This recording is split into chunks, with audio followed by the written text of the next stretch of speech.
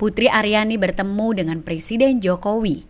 Peraih Golden Buzzer di ajang America's Got Talent ini pun mengajak serta kedua orang tuanya.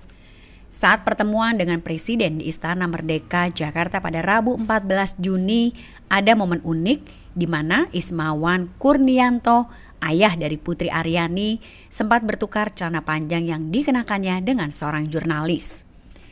Pasalnya Ismawan mengenakan celana jeans biru dengan kemeja putih ketika datang ke istana untuk bertemu dengan Presiden. Dan sebenarnya ada aturan dan juga kebijakan yang berlaku selama ini sebagaimana aturan protokoler istana. Bahwa semua tamu Presiden Jokowi harus mengenakan celana panjang kain dan juga kemeja. Aturan tersebut juga berlaku untuk semua wartawan Istana Kepresidenan yang meliput kegiatan sehari-harinya Presiden. Namun ketika Ismawan akan masuk ke Istana Merdeka, ada seorang anggota Pas Pampres yang menegur wartawan dari satu media bernama Dio Faiz. Pas Pampres tersebut kemudian meminta izin kepada Dio, apakah boleh membantu Ismawan untuk sementara bertukar celana panjang dengannya.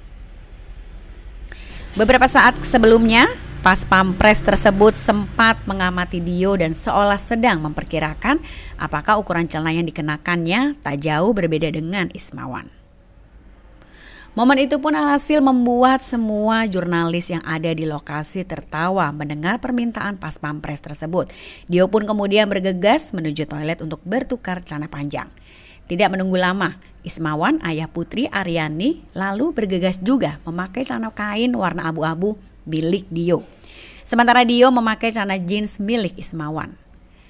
Kemudian sebelum bertemu dengan Presiden, Ismawan sempat bercerita bahwa ia sebenarnya telah diberitahu untuk memakai pakaian formal ketika masuk ke istana. Namun saat itu ia mengatakan sedang tidak memiliki celana kain. Ismawan dan istrinya Reni Alfianti lantas menemani Putri Aryani bertemu dan berbincang dengan Presiden Jokowi.